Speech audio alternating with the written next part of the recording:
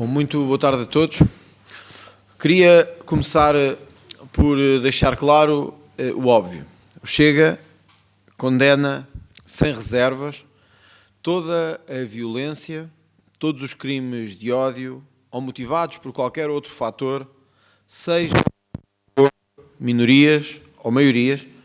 Para nós, de forma clara, explícita, a violência e o ódio não têm, nem podem ter lugar na sociedade portuguesa.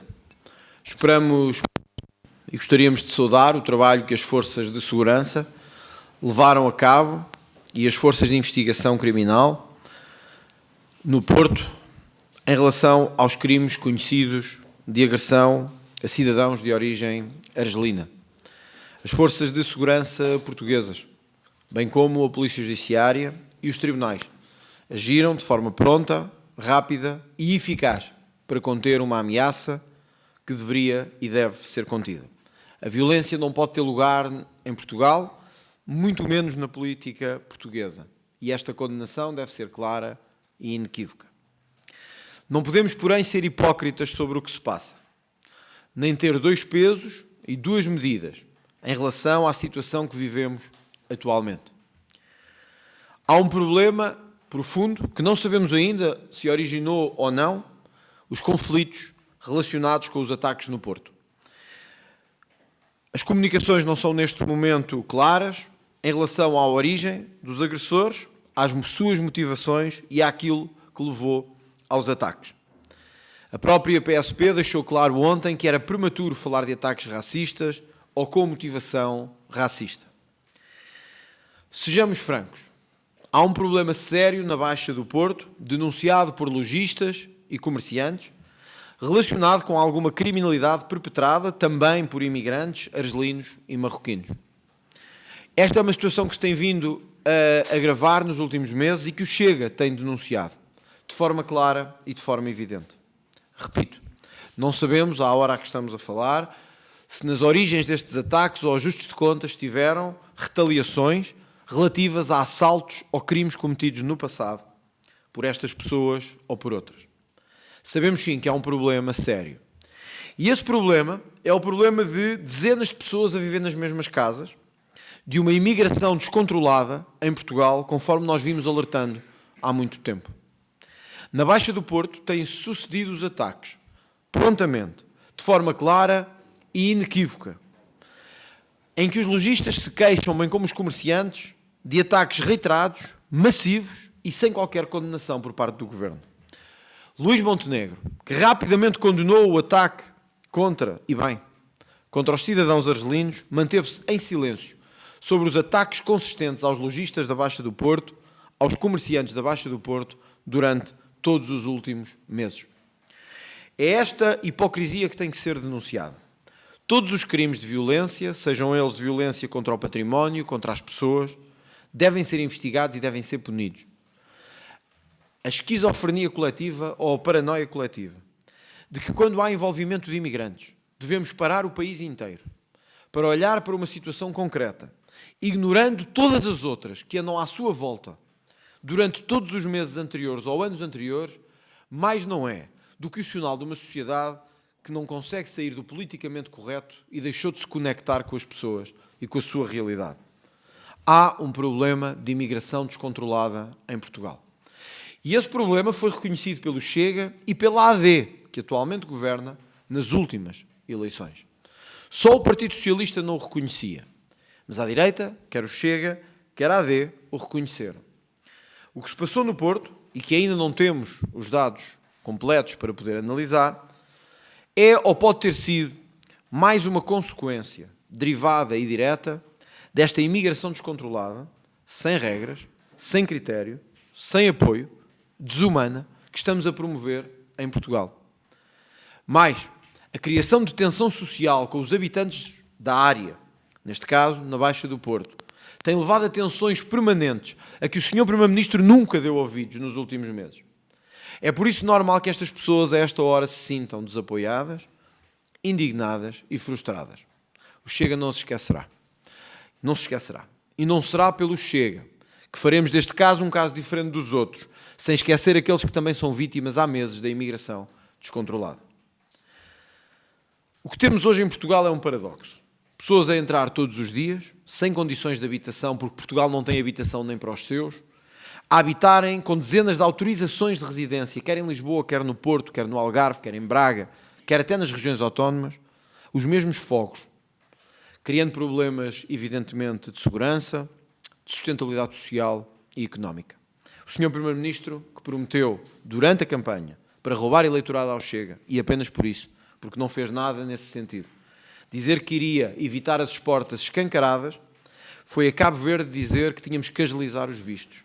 E até hoje, Portugal continua sem nenhum sinal político de que vai controlar a imigração que está descontrolada no nosso país. O Chega tem propostas claras sobre a imigração. Talvez não sejam as politicamente mais corretas nem aquelas que o país mais gosta. Mas enquanto recebermos toda a gente, de qualquer maneira, sem qualquer critério, continuaremos a acentuar o conflito social, económico, as questões de insegurança, pelo menos na sua percepção, vão multiplicar-se e a desconfiança entre os portugueses e os demais vão aumentar.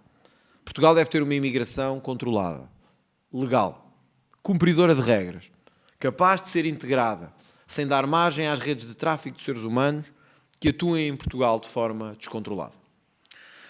Dada esta situação, o Chega decidiu chamar de urgência ao Parlamento a Sra. Ministra da Administração Interna, não só para explicar e apresentar os dados que tenha na sua posse em relação ao que ocorreu no Porto e às motivações desse ataque, que, repito, deve ser investigado, punido severamente, mas também para explicar por que razão a Baixa do Porto tem sido assolada por ataques, por roubos e por outro tipo de crimes, muitas vezes cujos autores são também eles imigrantes, quer argelinos, marroquinos ou outros, e tal tem sido escondido do país nos últimos tempos.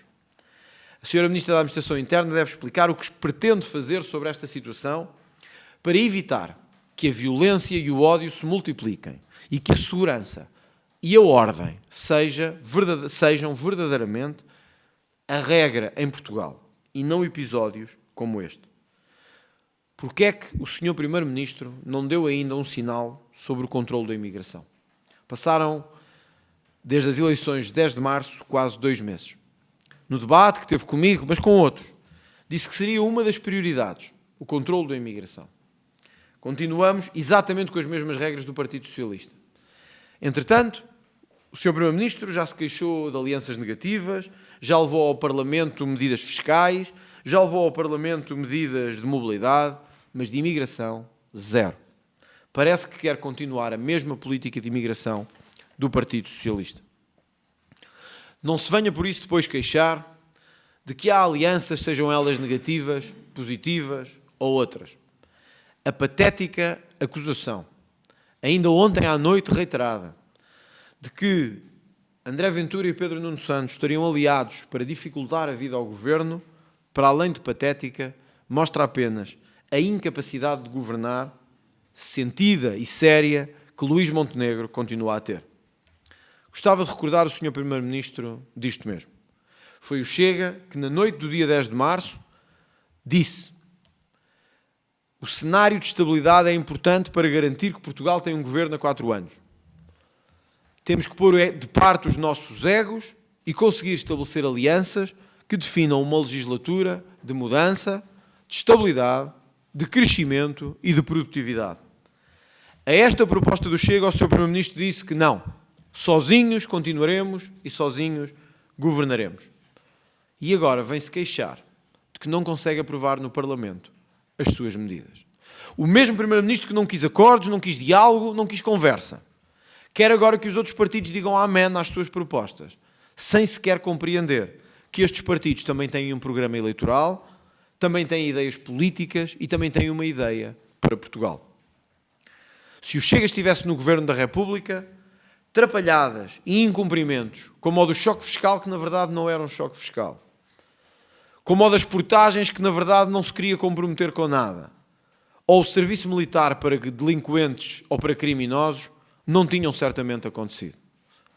Mas o Sr. Primeiro-Ministro definiu o seu caminho. Definiu o caminho que queria percorrer, sozinho, obstinado, arrogante e orgulhoso. De seguir sozinho um caminho que queria de mudança para Portugal, sem perceber que nenhuma maioria o suportava no Parlamento e sem perceber que tinha que dialogar democraticamente com todos.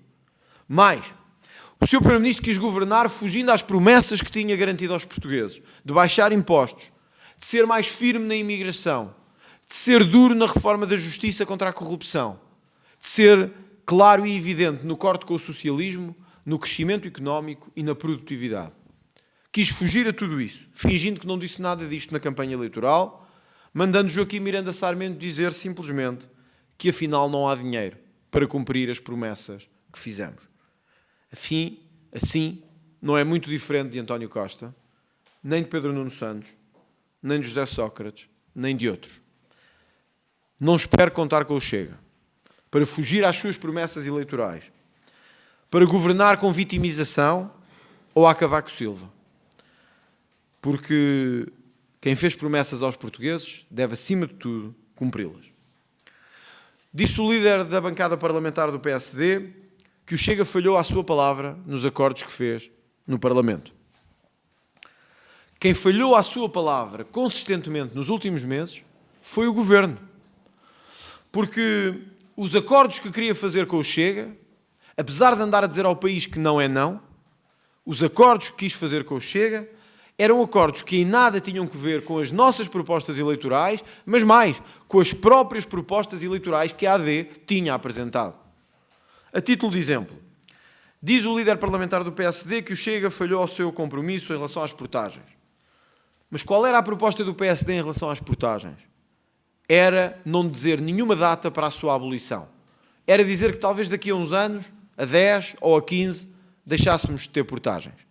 Pergunto aos portugueses se isto é aceitável. Qual era a proposta do PSD para o Chega e para fazer um acordo com o Chega em matéria de IRS?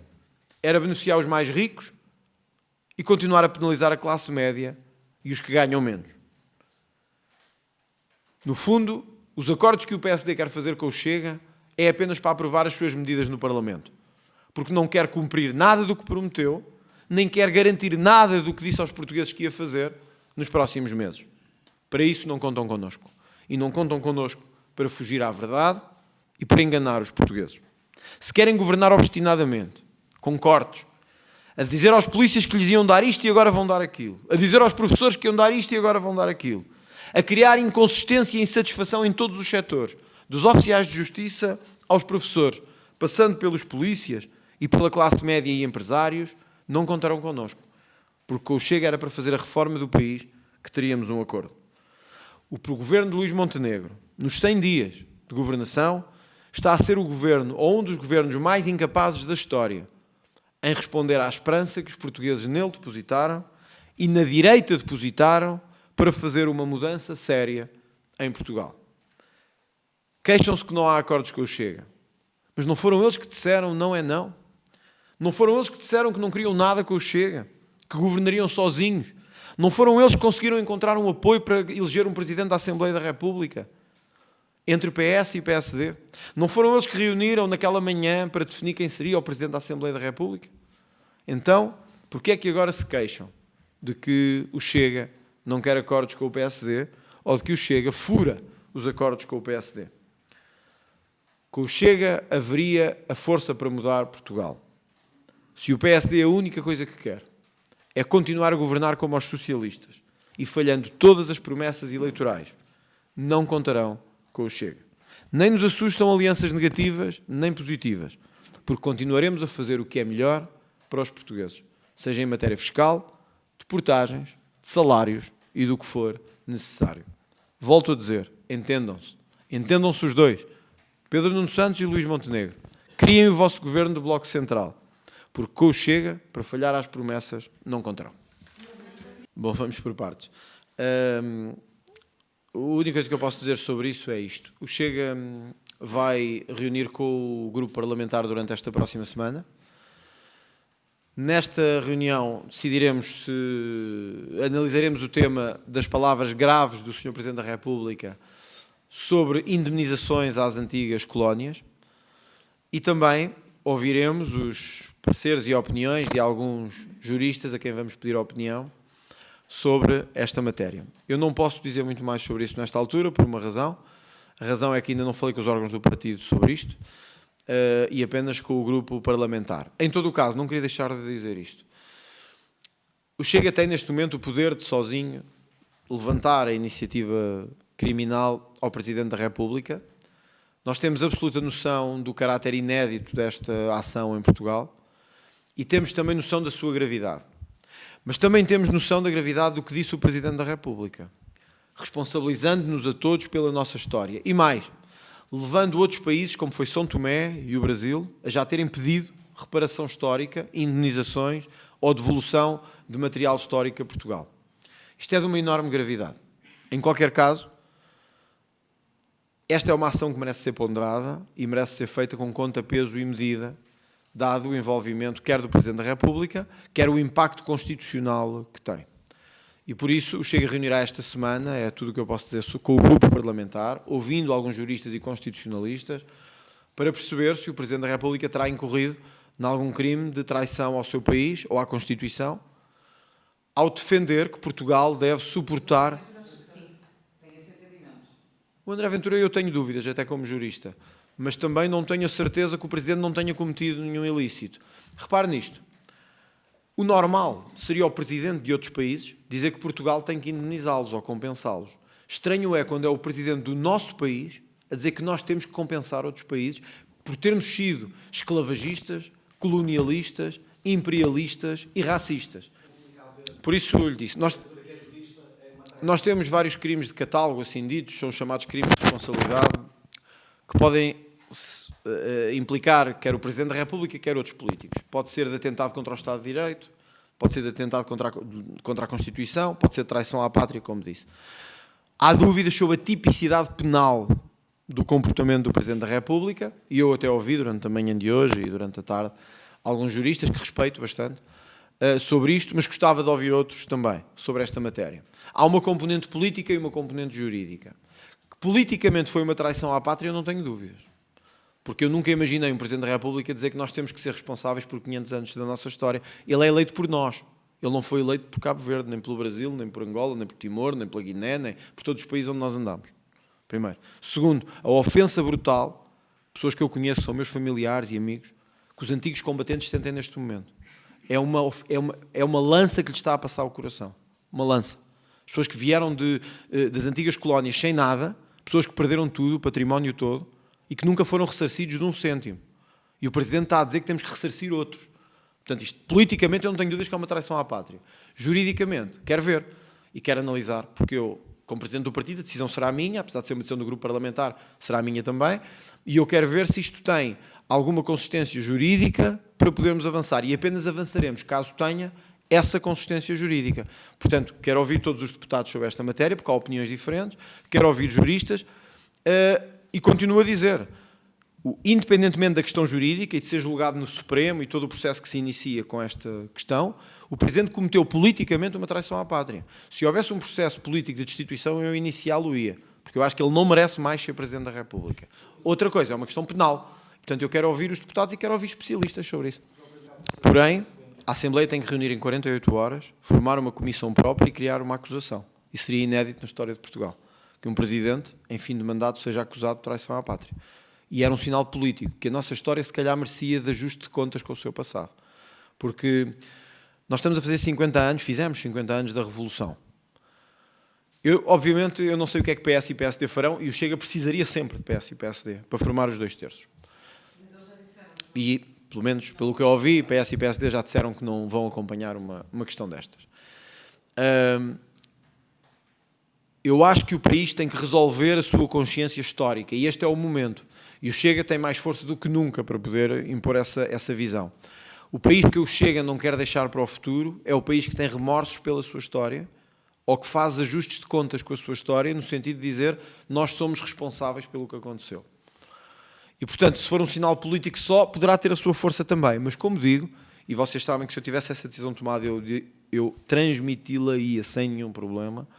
Quero mesmo ouvir o grupo parlamentar sobre isso. É um grupo parlamentar de 50 pessoas, com sensibilidades jurídicas diferentes. Quero ouvir especialistas sobre isto. E quero ver. Tenho recebido hoje, até de juristas e especialistas, pessoas a dizer que é possível, outros a dizer que não. e eu gostava de ouvir todos os argumentos. Não, para já não vou dizer, vamos esperar por ver. Gostávamos de ouvir primeiro. Repare, essa seria a consequência constitucional, não é? O artigo 130, que nunca foi utilizado em democracia, remeteria para aí. Mas esse não é o nosso problema. Isto não é nada com Marcelo Rebelo de Sousa enquanto pessoa, que eu respeito por ser primeiro presidente, segundo, porque é alguém que admiro enquanto pessoa. É a conduta enquanto presidente da República que levou a isto. Nós nunca tivemos, repare, nós nunca tivemos, em 50 anos de democracia, nem os primeiros presidentes, a seguir ao 25 de Abril, alguma vez ousaram dizer que Portugal tinha que ressarcir as suas antigas províncias. Nunca. Nem o Dr. Mário Soares, que trouxe as FP25 de novo, como se sabe, com amnistias para o sistema político, nomeadamente o Hotel Saraiva de Carvalho e outros, nunca o Dr. Mário Soares ousou dizer que Portugal devia indemnizar as suas antigas províncias ultramarinas. Portanto, isto é de uma gravidade enorme. Alguns dizem, é só uma opinião. Só que o Presidente não tem opiniões quando está no exercício do seu cargo. Tanto não tem opiniões que São Tomé já veio pedir a Portugal a reparação histórica. E o Brasil também. E agora imagine se todos os outros países onde nós andámos e estivemos, com presença, começam a pedir a devolução das obras de arte, as indemnizações, a compensação. Isto é grave. Porque eu compreendia que fosse o Presidente de outro país a fazê-lo. Compreendia. Estaria contra, mas compreenderia. Ser o nosso é uma traição verdadeiramente à sua eleição. Sobretudo assume uma responsabilidade que não tem que assumir. Se nós abrirmos esta caixa de Pandora, os franceses têm muito para nos devolver. E os espanhóis têm muito para nos devolver. E os romanos, que andaram pela península toda a levar coisas daqui. Quer dizer, isto é ridículo, é absurdo. É estarmos a fazer sobre nós próprios um juízo de culpa. A história é a história. Eu sei que há outros países, eu sei que o Presidente Macron fez isto, mas o Presidente Macron tem a sua própria perspectiva, não é a nossa, não é a história portuguesa. A França não teve uma guerra colonial até 1974, como nós tivemos. Muitas destas pessoas estão vivas. Os nossos pais e avós que lá combateram estão vivos. E estão a ver isto como, eu nunca recebi um cêntimo e agora vamos pagar aos outros países onde nós estivemos a lutar. É absurdo, é uma lança no coração de muita gente. Eu, como vos disse, eu tenho recebido cartas de imensa gente, pessoas com 80 anos, 82, 75, a dizer-me que estão chocados, que nunca pensaram viver isto em vida. Olha, tanto não saiu que São Tomé já pediu. E vamos ver se não acontece agora com os próximos países. Mesmo o único país que até agora negou foi um presidente que até esteve cá e com quem eu até me encontrei, que foi o presidente da Guiné. Todos os outros estão em silêncio. O que é que nos garante que para a semana o presidente de Angola não pede a mesma coisa? E depois o presidente de Moçambique? O que é que nos garante? Porque foi o nosso presidente que abriu a porta. Portanto, mas o governo pode durar até setembro. Isto é uma questão que vai ficar para o resto das nossas vidas. É preciso que o Marcelo Rebelo de Sousa seja responsabilizado por aquilo que disse. Não, é preciso que juridicamente haja consistente. Nós um voto de condenação político já decidimos que o íamos fazer. Ele vai ser discutido na Assembleia da República, a menos que a Assembleia o negue. Sei que está em análise pela Assembleia da República, mas isso vai ser discutido. Juridicamente, quero ouvir as pessoas. Eu também sou jurista, mas evidentemente a pessoa não decide tudo sozinho. Quero ouvir pessoas que sabem sobre isto, que percebem sobre isto. Quero ouvir os deputados se estão dispostos a avançar, se não estão dispostos a avançar. Se politicamente é bom para o país, se é mau para o país. Quero ouvir, no fundo, se não houver nenhuma consistência jurídica, obviamente, eu não vou criar um número meramente artificial para não ter nenhuma consequência. Se houver consistência jurídica, nós apresentaremos à Assembleia e vamos ver o que é que alguns partidos que disseram que condenavam, como a Iniciativa Liberal, o CDS e outros, o que é que vão fazer. E vamos ver se uma parte do PSD o que é que vai fazer também. Ou se acham que o que o Presidente fez não foi uma traição à pátria. Vamos a ver. Temos que ver. Também apresentei moções de censura quando havia maiorias absolutas do PS. Temos que ver. Os portugueses depois decidirão, quando forem chamados às urnas novamente, se nós temos razão ou não. Por isso é que digo, e os portugueses depois deram-nos 1.200.000 votos. Vamos ver o que é que dirão depois disto. Não, eu penso que não há acordos nenhum, porque eles disseram que não é não, portanto, que acordos é que foram celebrar? O PSD a falar de acordos é só para rirmos aqui entre nós. Porque eu nem compreendo, até se o PSD disse que não era não, e que não havia acordo nenhum, nem nenhuma conversa, não percebo que conversa essa dos acordos que houve com o Chega, sinceramente, não consigo compreender. A única certeza que há em relação a acordos com o PSD é isto, é que o PSD quer os acordos com o Chega, mas não quer nenhum acordo de governo. Quer que o Chega aprove as coisas do PSD, sem atender ao programa do Chega e àquilo que prometeram na campanha eleitoral. Quer dizer, o PSD quer o melhor dos mundos, sem ter que cederem absolutamente nada. Esse é o país e o mundo que não existem. PSD lá sabe o que está a fazer. Espero que saiba bem, que o tempo está a correr muito rápido. Muito obrigado a todos, obrigado ao Presidente.